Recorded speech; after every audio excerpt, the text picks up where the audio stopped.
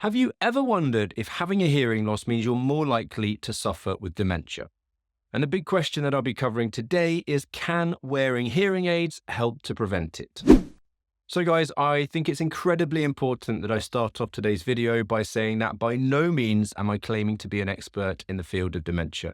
But what I am pretty good at doing is bringing together evidence and packaging it into an understandable message for all of you watching this at home. And in fact, the whole of the HearingTracker team have worked on this video to ensure that everything is incredibly well evidenced today. So why do I think that it is incredibly important to cover this subject today? Mainly because other people are covering it and they're doing a very bad job of it. Only last week or the week before, I had a patient come to my clinic for the very first time, having recently been to a national chain in the UK, who, for the purpose of this video, will remain nameless.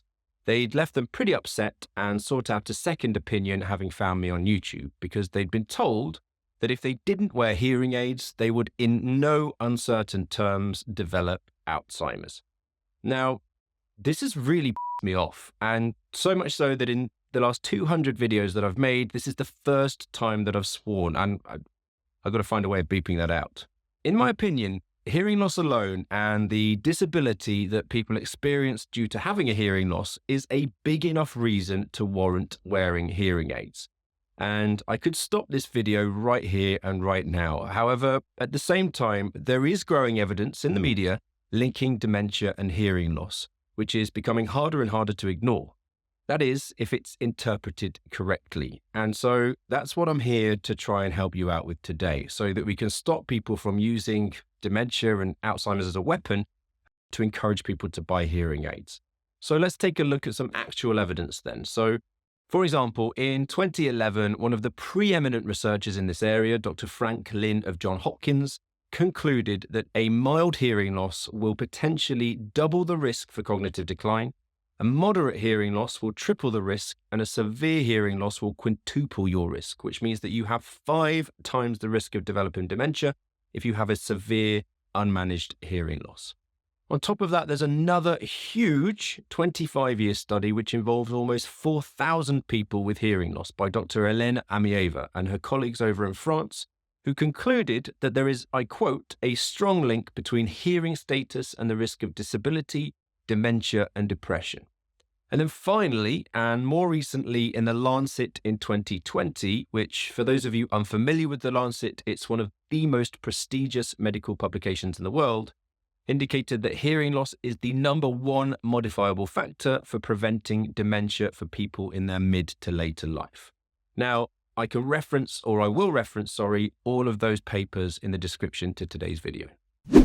So the thing is, I get it. Cognitive decline and dementia are pretty scary subjects that none of us like talking about, but we can't ignore these numbers now. And estimations are that globally, around 55 million people suffer with some form of dementia. Now, saying all of this, I do have a lot of positives to take away from today's video too. Overall, yes, these studies do show that whilst we all lose some degree of brain processing power as we age, which I think you'll all agree with me is a given, it's relatively rare or unlikely that you'll experience dementia or Alzheimer's, with only around 2% of the population between the age of 65 to 69 actually suffering with dementia. Now, it's worth noting that this figure does increase to about 33% by the age of 90. In fact, in a recent poll that I put out there on YouTube, around 20% of you watching reported that your memory was as good as when you were younger. But that means that 80% of you reported some degree of decline, with around 50% of those that had noticed a decline reported that it was much worse than when they were younger. So I'm also really keen to learn about you watching this now. Would you say that your memory is A, as good as when you were younger? Is it B, slightly worse than when you were younger? Or is it C, much worse than when you were younger? Let me know in the comments beneath this video along with your age. Now, on another incredibly positive note, there is a lot of time, energy, and resources being poured into this subject, with evidence continuing to grow around how you can improve your chances of keeping your brain nice and sharp throughout your entire lifetime. And guess what? Maintaining a good hearing health is one of them, which I'll go into a lot more detail on later on in today's video. So, at the beginning of today's video, I promised you evidence, and evidence I shall provide. HearingTracker recently recorded an interview featuring our very own editor, Karl Strom, with 4 experts on cognitive decline, dementia, and hearing loss. To give you a little bit more background before I play this recording, 2 of the researchers, that's Dr. Vicki Sanchez and Dr. Julia Sarant, are currently working on some pretty groundbreaking studies revolving around how hearing aids can actually improve your chances of staving off the effects of cognitive decline as we get older. The other 2 researchers, that's Dr. Stefan Launer and Dr. Stacey Rich, are industry experts working at Sonova, the world's largest hearing aid manufacturer, who actually provided the hearing aids for the research on what I'm about to expand upon. Now, the first study that you'll hear about today is called Achieve, which stands for the Aging and Cognitive Health Evaluation in Elders. And the second study is called Enhance, standing for Evaluation of Hearing Aids and Cognitive Effects. Dr. Sanchez co-authored findings from the Achieve study, which followed 2 groups of people with a hearing loss for a period of 3 years. All of the members of one group had a heart disease and were part of a separate atherosclerosis risk in communities, or ARIC study. Plus, they were at higher risk for developing cognitive decline and dementia. And then those in the second group were people motivated enough to self-volunteer for a fairly intensive 3-year study about hearing loss and health. In a nutshell, the Achieve study found that using professionally fit hearing aids actually cut in half the rate of cognitive decline for the less healthy ARIC group. But because the healthier group had almost no cognitive decline over the 3-year period, their hearing aids had very little impact on their cognitive status. In other words, if it's not broken, there's not much to fix. Now, something that I cannot not mention, double negative there, something that I find massively important to mention, and building on what I was saying at the beginning of today, is that for both groups, hearing intervention was found to improve communication, social functioning, and to reduce loneliness, which other studies have shown are all factors that have been tied to cognitive status. In other words, hearing aids help in other areas as well, which can reduce the chances of cognitive decline. Dr. Sarant's research group are also publishing their findings from the Enhance study, in which the results support those from the Achieve study and suggest that hearing aids may be able to forestall cognitive decline by as much as 3 years. I have to emphasize that both of these studies are ongoing, meaning that in reality, 3 years isn't much time to study an aging and mental health status. And there's a lot more research to be done and questions that need to be answered. One thing that I absolutely love about this interview is that it's well-rounded and looks from your perspective and the perspective from audiologists and other hearing care professionals, which are referred to as HCPs. I personally think you'll find a huge amount of brilliant information in here. Thank you for joining us today on this discussion about hearing healthcare and cognitive wellness. I'm Karl Strom, I'm the editor of HearingTracker, and I've been reporting on hearing healthcare for about 30 years. I'm blessed with having a panel of experts here. I was hoping that, Steph, you'd start and introduce yourself. My name is Stefan Launer, and I'm the VP of Audiology and Health Innovation for Sonova, and I'm leading all the audiological research topics that we have in our academic collaborations. And I'm Vicki Sanchez. I'm an assistant professor at the University of South Florida. I'm a clinician and a researcher and a teacher and a mentor. And I'm also an investigator of the Achieve trial. I'm Julia Sarant. I'm a professor at the University of Melbourne. I lead the Hearing Loss and Cognition Research Program there and do all the other usual university things like teaching students. And I'm Stacey Rich. I'm the Manager of Audiology Thought Leadership and Education at PHONAC in Switzerland. Just how important is Alzheimer's and dementia in terms of, obviously human impact, but also in terms of, from the medical and economic perspective? I don't think it could be a much bigger problem. It's a huge impending worldwide health crisis. To give you an idea, I'm sure you're aware, but there's about 57 million people worldwide at the moment with dementia, and by about 2050 that's supposed to increase by about 3 times that amount. That's an enormous number of people who are going to be living with dementia. In terms of human suffering for the people who are affected, that's an enormous cost. It's also an enormous cost for their families because we watch the people we love slowly disappearing. In terms of the medical and allied health professions again, an enormous impact on those professions because those people are going to need to look after this enormous number of people with dementia. And in terms of economic cost, it's also very significant. In Australia alone, I know that the cost of looking after people with dementia in the health system is supposed to increase by over 70% by 2050 from what it is now. So it's not COVID, but it is certainly an enormous problem.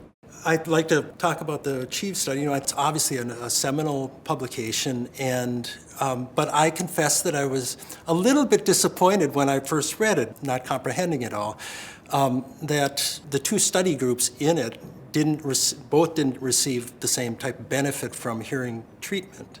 The researchers were very careful to state the results the way that they did.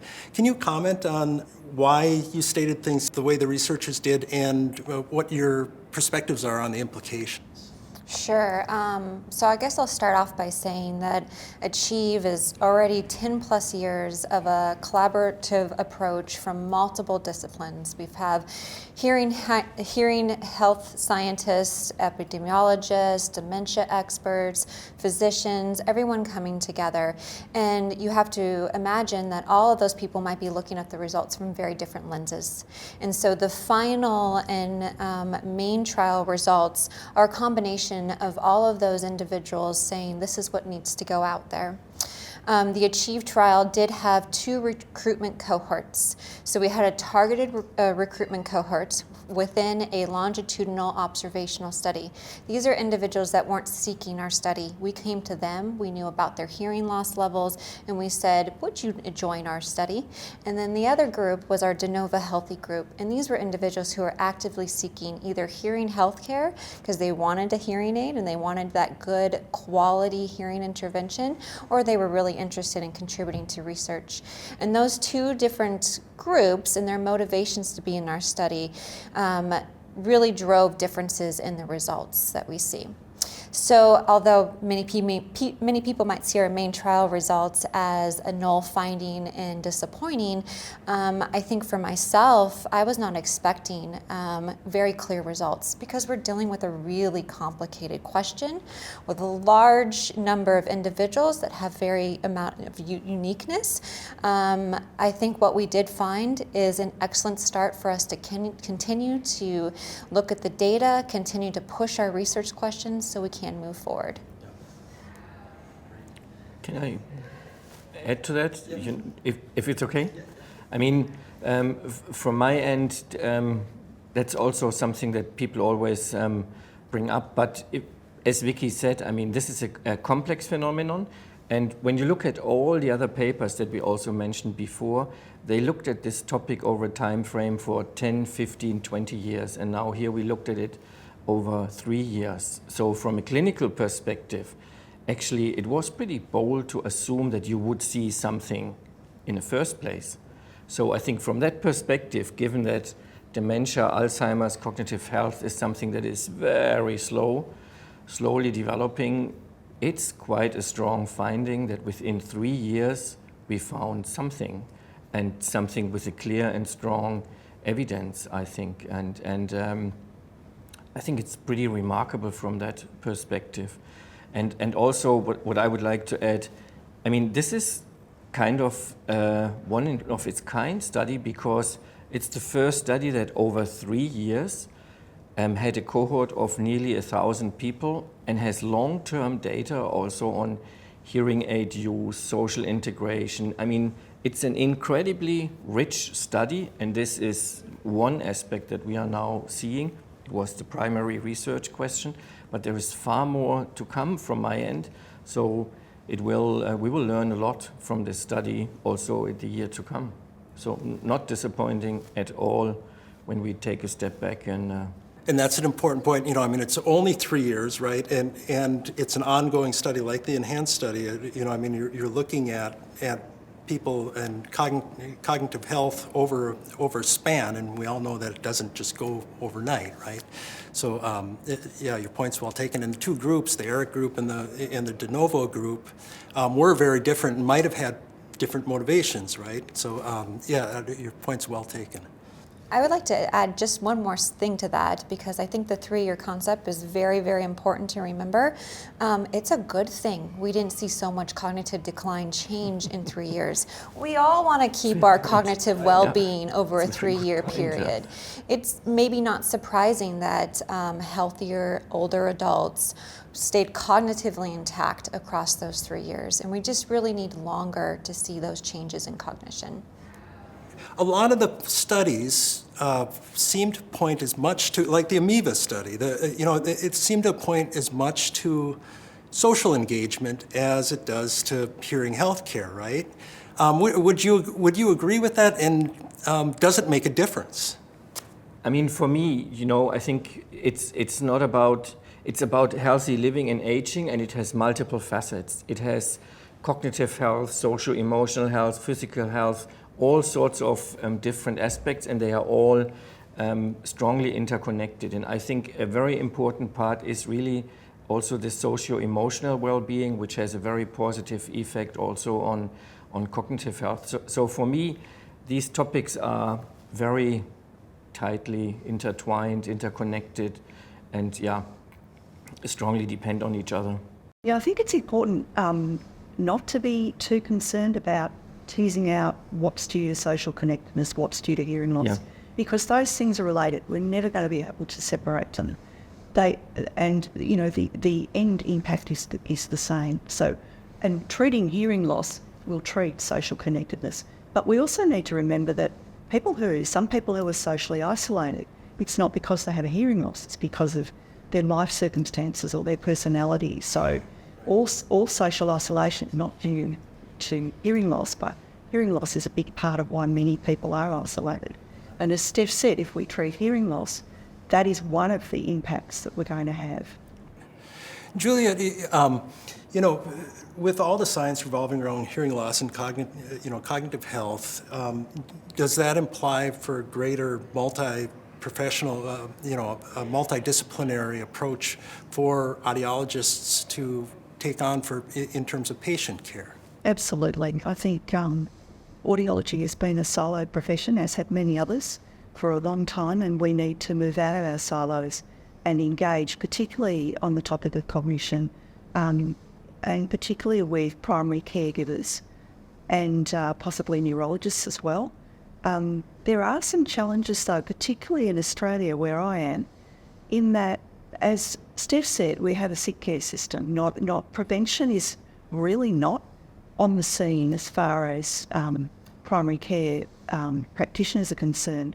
They are more in their day-to-day practice concerned with treating or band-aiding problems. So with older adults, they have people coming in with diabetes and cardiovascular disease and cancer and things like that. So we're finding, I'm doing some research in the space on a different study, the enhanced study, and we're finding that most primary care practitioners don't even discuss hearing. So the literature in Australia is around 0.03% of all consultations with older adults even discuss or raise the topic of hearing care, and the referral rate to hearing care is even lower than that, so it's almost zero. So we have that problem that medicine is focused on treatment of acute health issues and non-prevention, and audiologists can do something, I believe, to change that focus by engaging with general practitioners and also educating them. So another problem we have is that the medical profession doesn't understand what the impact of hearing loss is on cognitive, psychological, physical, emotional health, and doesn't see the importance of prevention in that regard. So that's a second problem. And our last problem we need to overcome is a lack of trust. So when I'm giving talks at medical conferences, particularly in Australia, to general practitioners, I have people coming up to me afterwards and saying, we don't know where to refer. We don't know who is a good audiologist, who is a bad audiologist. And if we don't know, then we're not going to refer anywhere because we don't want people to hurt our patients. So what we need to do in our profession is establish some networks, establish some personal relationships with medicine, with people we feel we need to be working with, And we need to not only establish those relationships, we need to refer our clients who we feel have cognitive issues to these medical practitioners. And we also need to follow up in building those relationships. So once we refer, we need to send them reports about what we're doing with clients and evidence of how we're able to improve our clients' lives so that they can learn about the value of hearing care, and that will strengthen that, hopefully, bilateral relationship. So I think we have quite a bit of work to do in that space. Steph, Phonak and Sonova have come out with, what might be viewed as holistic health types of features in hearing aids like Paradise and Lumity. You even have, an Audeo Fit. I think you've got the only heart sensor. Do you see, health metrics being incorporated into hearing aids in the future, and thus with greater, talking to different kinds of healthcare providers from these types of measures and metrics in the future? Yes, in the future I see that. I think it will take a stepwise approach for us to get there. I think the first step is to really incorporate features and approaches where hearing loss is a direct mediator for certain health conditions like cognitive health, socio-emotional health, and things like that. And then in a second wave, to think about more general health features and to contribute other health sensing technologies. I think it takes a little bit more time because today a hearing aid with a heart rate sensor, the disciplines of audiology and cardiology, they are pretty separate today. There is little interconnection, interprofessional collaboration. So it also takes a lot of change in our overall health service delivery models, which is very siloed today, and it needs a more holistic approach. And secondly, we have to move from, as we said earlier, from a sick care to a healthcare system where we have a more preventative approach to healthcare. And then I think we will really see a need for these features also in hearing instruments. Vicki and Julia, you're doing these incredible studies. Can you just maybe talk a little bit about anything that surprised you, or something that you're excited about because they are ongoing studies about what you're seeing and what you're most interested in now in the future? I am pleasantly surprised by our retention rate in this large trial. Initially randomizing almost 1,000 individuals, and then keeping them now for 3 years and keeping many more on. I think that's going to give us a very nice, rich data set, and it also speaks to the participant engagement. They're also believing in whatever care we're giving as part of the study and the importance of the research as well. The audiological findings from Achieve should be amplified. I mean, we have now solid, large data set of 3 years of high quality evidence indicating that hearing intervention improves communication, and improves so many aspects that are right in the wheelhouse of audiology, and that needs to be amplified, and we'll continue to see that great work moving forward. We've been, the ENHANCE study has been seriously impacted by COVID. So it's run in Melbourne in Australia, which was the only city in the world, I think, that stayed in lockdown essentially for 2 years. So we were able to do a lot of our cognitive assessments remotely, but others we were not able to do because we were pinned down to a 5-kilometre radius from where we lived. So it was just a really bizarre situation for 2020, 2021. And so that's seriously impacted our numbers. But as Vicki has said, we have hardly lost any of our participants despite that big disruption. And what we're actually seeing in a relatively healthy older adult group is stability. So not just a reduction in decline, in the rate of decline, we're actually seeing no overall decline, which has surprised me enormously because as with the Achieve study, it's only been 3 years and I didn't expect to see anything really, particularly in that short period of time. Right. When you think about the period of time it takes for cognitive decline to occur. So that's our really surprising finding at the moment, that compared to our community-based representative control group, the enhanced hearing aid users are actually not declining, they're stable. So I'm very excited to keep going beyond the 3-year point and see what happens after that point. Market Track 22 showed that, it indicated that consumers' waiting time between, the time that they understood that they needed some hearing help and that they purchased a hearing aid, Market Track indicates that it shortened by about 2 years. And I think it was 2019, it was 6 years, and 2022, it was 4 years. Do you think that all of this media coverage and the data coming out from these great studies are at least partially responsible for some of this shortening of time? The data's only just been published from Achieve, so I don't really know that could have impacted increased uptake earlier. But I do think there is a much louder conversation about cognitive health going on in the media worldwide, and people are becoming much more aware. Clients are coming into clinics and actually raising these questions, whereas 5 years ago that would never have happened. Do you agree? I totally agree, but I mean the results have been published only now, but I think there was quite a bit of talk in the past 3 to 5 years on this topic, and I certainly believe that this has had maybe a positive impact already.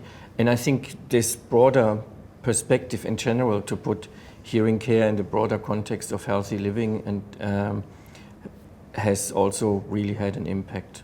I think we are taking a different perspective now than we did maybe 10, 15 years ago, and that's really great.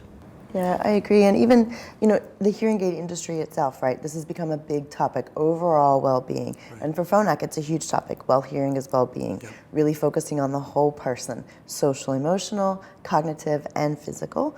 There have been multiple publications, lots of media attention, even in just the last couple of years, around social isolation, as well as cognitive health as well. So I definitely think we're seeing a change in consumer behavior, and I think also HCPs are starting to bring this conversation in, right? The consumers are still waiting several years from where they think they start to realize a problem to when they seek help from an audiologist. Right. But it's that time once they see the audiologist that's actually shrunk. And so now they're getting that conversation started and moving forward and adopting technology earlier. Right.